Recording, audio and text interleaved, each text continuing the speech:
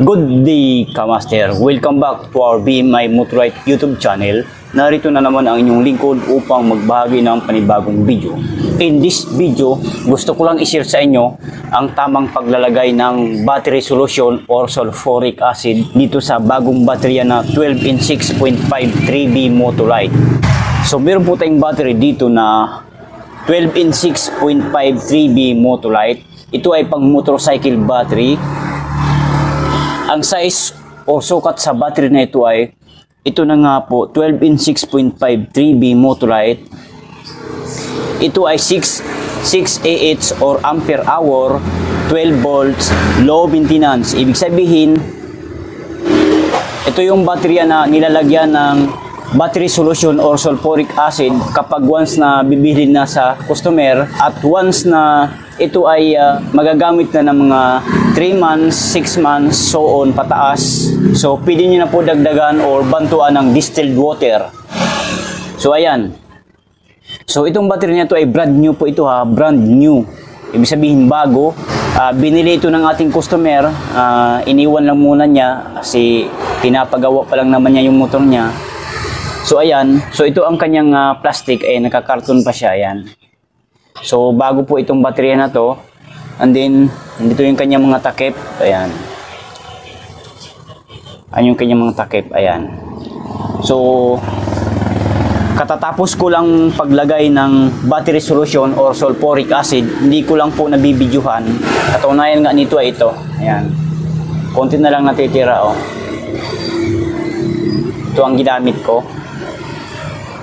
Gusto ko lang tuturuan ko kayo kung ano ang proper or tamang paglalagay in case na kung gugustuhin nyo maglagay or kayo na ang maglalagay sa bahay nyo kapag bibili kayo ng ganitong baterya. Kung kayo po ay nagmamadali. Pero sa mga hindi naman nagmamadali, kumbaga kami na po talaga maglalagay ng tubig or battery solution sa battery na ito. Mas mainam po kasi na kami ang maglalagay kasi kami po ang nakakaalam kung hanggang saan na ang level at sukat ng tubig sa paglalagay dito sa battery solution dito sa battery na to. Kasi may upper po yan at lower. Ayan po. Kung mapapansin nyo yan, hanggang dito lang sa guhit na ito kulay itim, dyan lang po ang ating tubig. Kailangan pari-parihas po, pantayin nyo po. Kasi may kwarto-kwarto to eh. Ikutin ko lang po ha. Yan sa may kwarto-kwarto yan. 1, 2, 3. Ulitin natin. 1, 2, 3, 4, 5, 6. Anim po ng kwarto yan. Magkahiwalay ha. Division po yan. Division. Ibig sabihin, ibira ko lang ang camera. Ayan. Ibig po sabihin, anim din na butas. Ayan. 1, 2, 3, 4, 5, 6. Anim din po yan ang butas ha. Magkaiba po yan. May division yan. So dapat ang paglagay natin ng battery solution, sulfuric acid, kailangan pari-parihas po. Hindi po yung ang isa mataas, isa mababa, isa mataas, isa mababa. Kailangan ipantay nyo po para maganda po ang karga at daloy ng kuryente sa battery. So ayan po. Ilapit ko ang camera para makita nyo. Ayan po, ayan. Kita nyo naman. Medyo pantay na ang tubig niya. Hindi naman talaga totaling pantayan, parehas talaga. Kasi wala naman tayong panukat dyan na parehas talaga yan. Ang mahalaga dyan, malapit sa katotohanan. So, ayan. So, kung mapapansin nyo, kung mapapansin nyo po, ayan, di ba? Alug-alugin nyo lang po, ganun-ganun nyo lang, ayan, yan. Para matsansa nyo kung hanggang saan na yung battery solution na nilagay nyo, ayan. Kikita nyo naman po yan, eh. Ayan, o. Kung pansinin nyo yan, diba? Halos nagkapapantay na sila. Halos nagkapantay na sila, ayan. Pare-parehas po yan, ha? Ayan. No. Hindi po pwedeng ito mataas or alinman dito sa anim na kwarto na ito, anim na division, mababa, mataas, mababa, mababa, mataas, mataas. Hindi po ganun. Kailangan, ayan, pansinin nyo, alug-alugin nyo lang po, ganito, ganun, yan.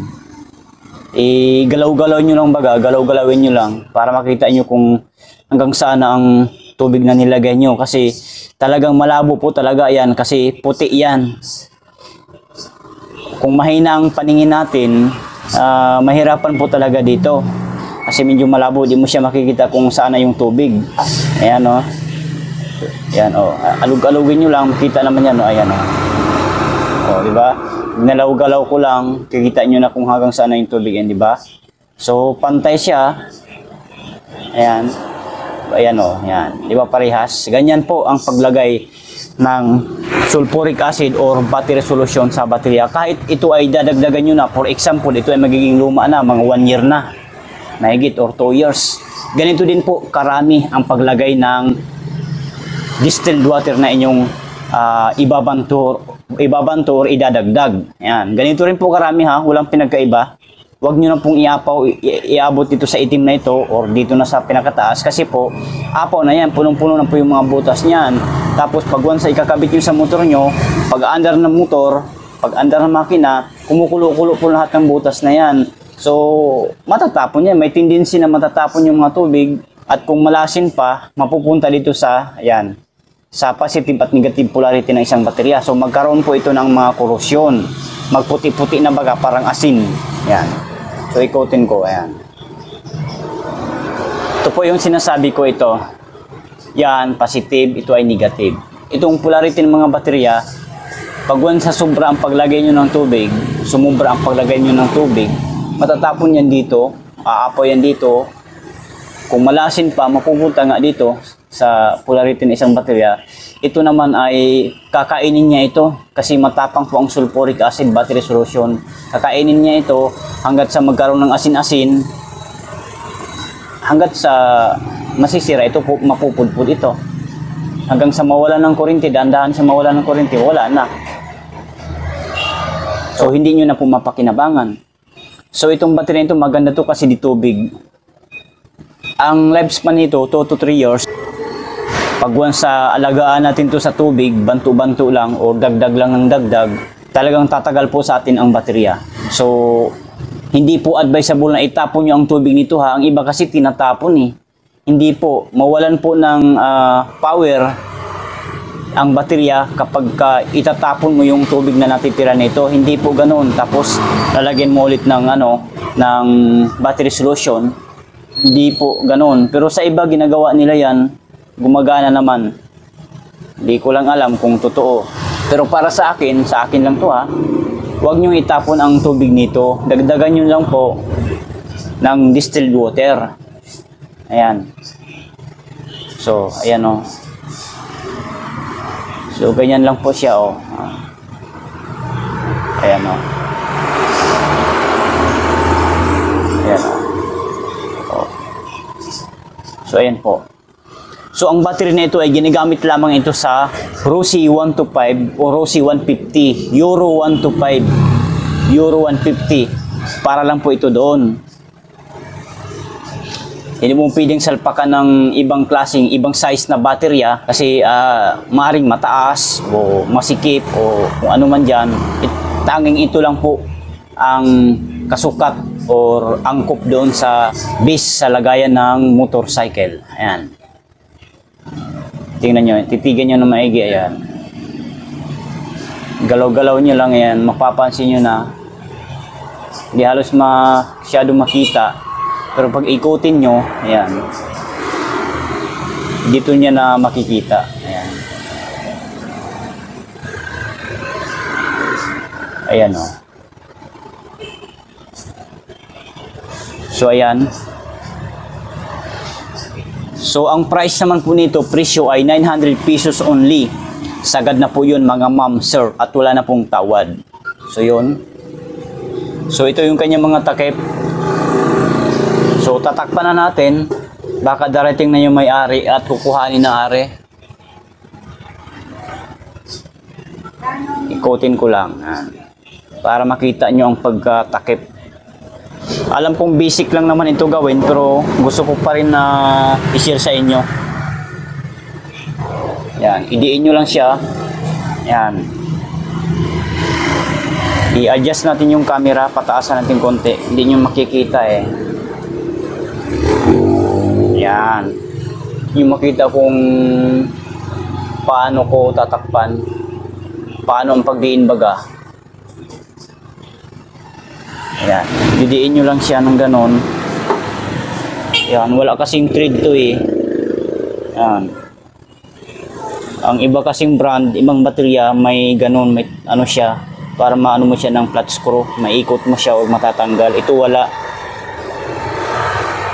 Kaya diin na lang style natin dito. Ayan. So ayos na po yan. Then adjust natin konti. Yan.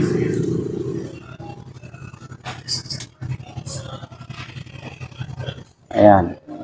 Then i-battery tester natin ito sa negative at sa positive. Ayan. As you can see, kamaster, kung makikita at mapapansin natin, 12.3 or 12.36 volts ang reading sa voltahe ng battery na ito. So, nagkakaroon na siya ng karga. Lalagay lang natin ng battery solution or sulfuric acid. So, tanggalin na natin. So, bago nyo ito gamitin, 45 minutes kasi nag-circulate pa po yung tubig, battery solution na nilagay natin sa battery na to. Kumbaga, ina-absorb pa sa mga plates nito. So, 45 minutes bago gamitin. So, yun lamang guys ang video natin for today. I hope na naibigay ko sa inyo ang tips and idea at advice patungkol dito sa motorcycle battery.